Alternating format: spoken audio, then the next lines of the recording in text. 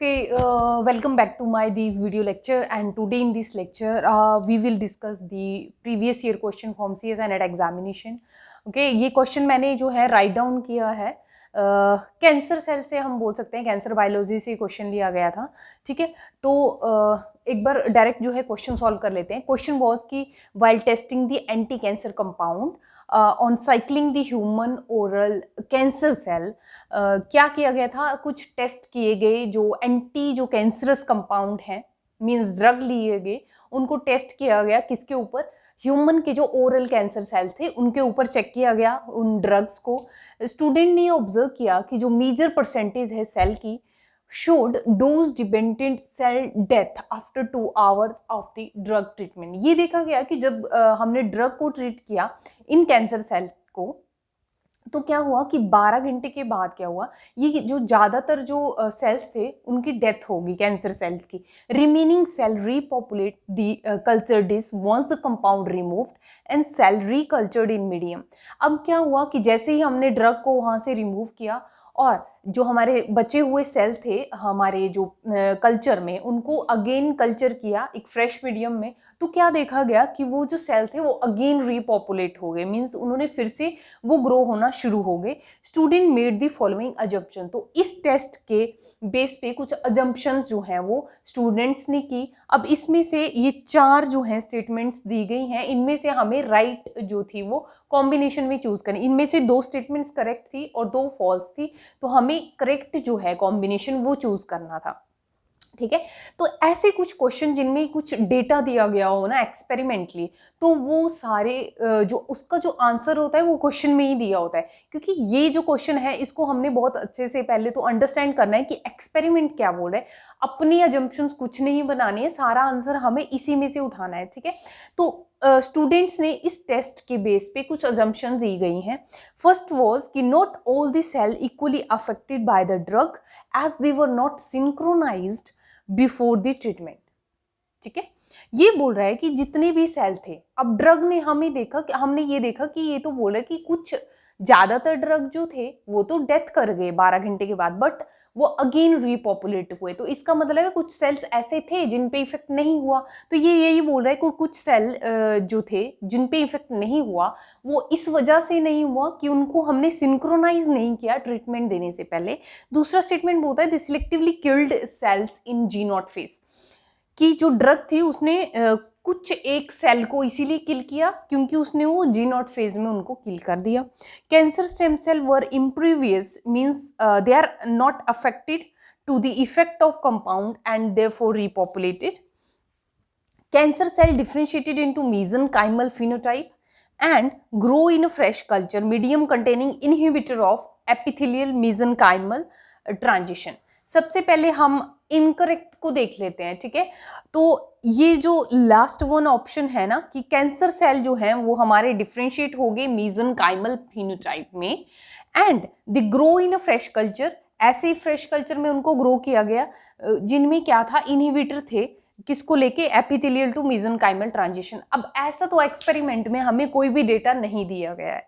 ठीक है, कि हमारे जो कैंसर सेल हैं वो मेसेनकाइमल सेल में डिफरेंशिएट हो गए, ऐसा कोई डेटा प्रोवाइड नहीं किया गया. तो हमने खुद से कोई भी अजम्पशंस जो है यहाँ पे नहीं लगानी है. और सेकंड पॉइंट था इसको इनकरेक्ट करने का कि ये बोल रहा है कि उनको फ्रेश मीडियम में ग्रो किया जिसके ऊपर क्या थे, ईएमटी इनहिबिटर जिसमें थे जिस मीडियम में. तो ऐसा कुछ नहीं दिया गया.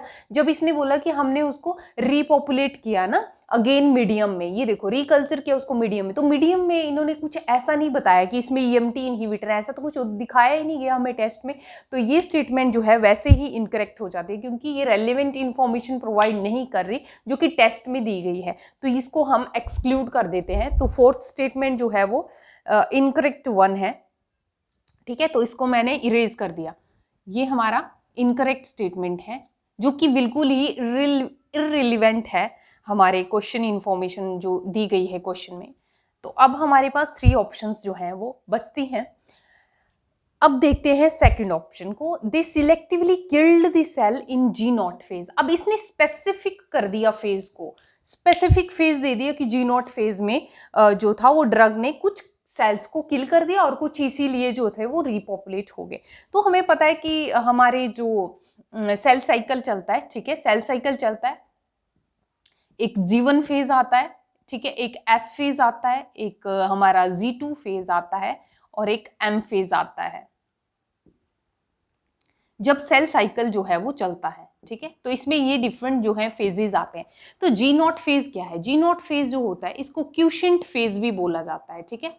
ये इनएक्टिव बोल सकते हैं हम, इनएक्टिव होता है यहाँ पे सेल, मीन्स कि वो सेल डिवीजन के लिए एक्टिव नहीं है, मीन्स अगर उसमें कुछ सिग्नल आएंगे तो वो सेल साइकिल में एंटर करता है। तो उससे पहले वो किस फेज में रहते हैं? जी नॉट फेज में, क्यूशेंट फेज में, जिसमें कोई सेल जो है प्रिपेयर नहीं हो रहा सेल साइकिल में, वो एज इट मतलब डोरमेंट पड़ा हुआ है, ठीक है। मेटाबॉलिकली एक्टिव रहता है बट वो सेल साइकिल में एंटर करने के लिए अभी एक्टिव नहीं है, ठीक है। जब उसको कोई सिग्नल मिलता है तब वो जी1 फेज में एंटर करेगा। तो ये मैंने थोड़ा सा इंट्रोड्यूस किया कि जी नॉट फेज क्या है। अब ये कह रहा है कि जो ड्रग्स थी उन्होंने सेल जो कुछ डेथ कर गए उनको जी नॉट फेज में जो है वो किल किया, बट ऐसे हम स्पेसिफिक नहीं हो सकते जी नॉट फेज को, क्योंकि ऐसे कुछ दिया ही नहीं है हमारे पास। तो हम स्पेसिफिकली ये नहीं बोल सकते कि उन्होंने जी नॉट फेज में किल किया। तो ये भी जो है ऑप्शन इनकरेक्ट है।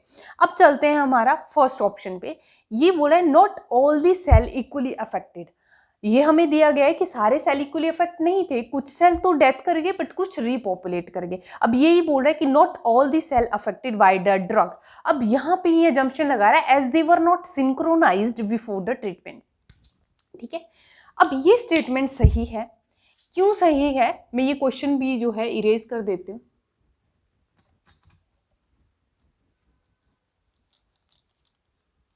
ये स्टेटमेंट सही बोल रहा है। क्यों बोल रहा है? कि वो ये कह रहा है कि इसलिए वो ड्रग ने इफेक्ट नहीं शो किया हमारे सेल्स के ऊपर क्योंकि जो सेल थे उनको हमने सिंक्रोनाइज नहीं किया।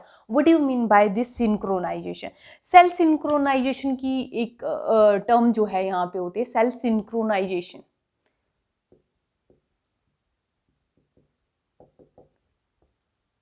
ठीक। ये स्टेटमेंट जो है यहाँ पे सही है क्योंकि जब ये बोल रहा है कि हमने ड्रग ट्रीटमेंट दी सेल को, तो इसने ये नहीं बोला कि हमने सेल को सिंक्रोनाइज किया, ठीक है। बट ये जरूरी होता है। तो सेल सिंक्रोनाइजेशन है क्या? सेल सिंक्रोनाइजेशन ये बोलता है एक प्रोसेस है, it is a process by which cells जो होते हैं at different stages of the cell cycle in a culture are brought to the same phase.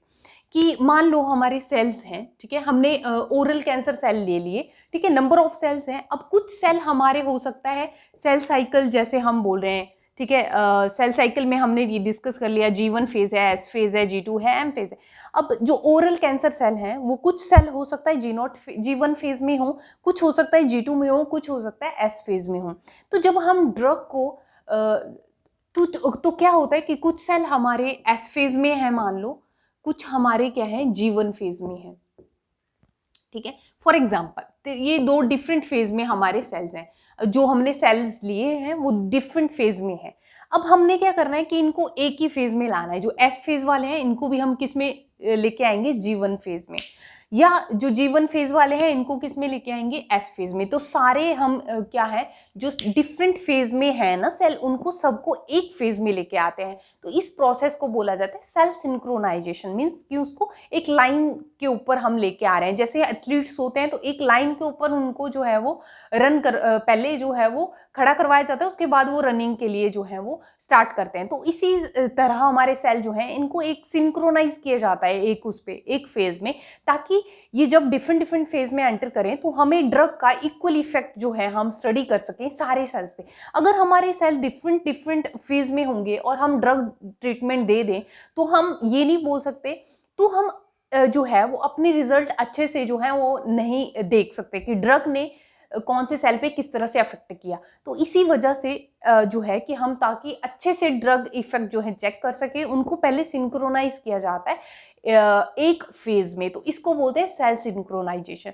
तो ये भी एक जो है रीजन हो सकता है कि हमारे जो इफेक्ट है सेल ड्रग का वो इक्वल नहीं था। क्यों इक्वल नहीं था? क्योंकि वो सिंक्रोनाइज नहीं किए गए थे बिफोर ट्रीटमेंट। और ये करेक्ट है क्योंकि ये क्वेश्चन में भी नहीं बोला गया कि हमने ड्रग अप्लाई करने से पहले जो अपने सेल्स हैं उनको सिंक्रोनाइज किया है। तो ये सही स्टेटमेंट है।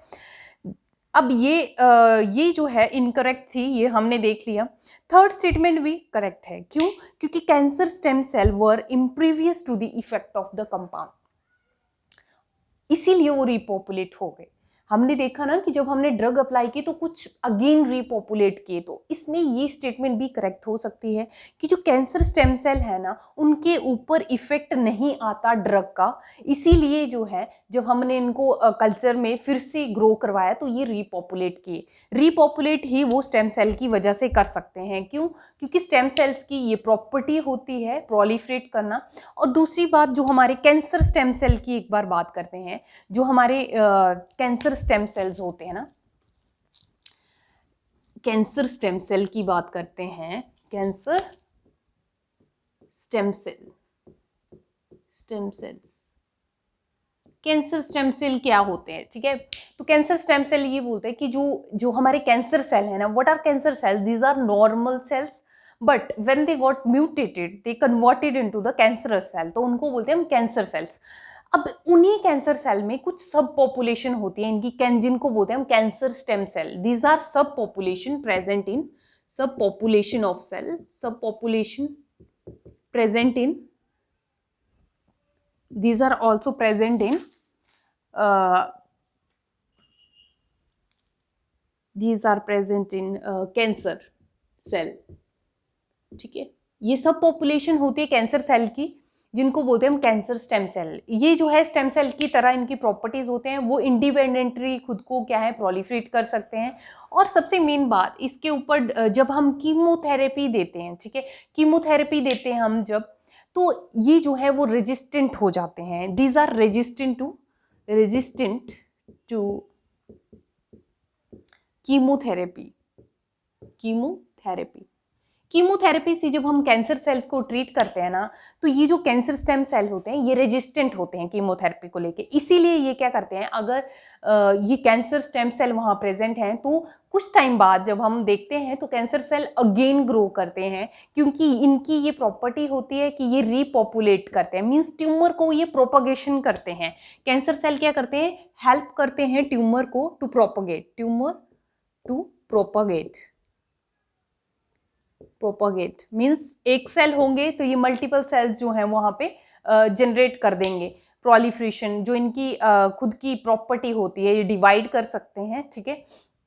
तो ये होते हैं हमारे कैंसर स्टेम सेल। तो ये करेक्ट हो सकती है स्टेटमेंट कि जो हमारे कैंसर सेल थे वो हो सकता है कि वो अनअफेक्टेड थे उस ड्रग से और वो रीपॉपुलेट कर गए। तो ये स्टेटमेंट भी थी करेक्ट थी, क्योंकि कैंसर स्टेम सेल जो है वो ये एक सब पॉपुलेशन है जो कैंसर सेल में होती है, और ये ट्यूमर प्रोपगेशन में हेल्प करते हैं, और ये जो है मोस्टली क्या होते हैं, कीमोथेरेपी को लेके भी रेजिस्टेंट रहते हैं। और इनकी सबसे मेन प्रॉपर्टी कि ये इंडिपेंडेंटली जो है वो प्रोपगेट कर लेते हैं, ठीक है।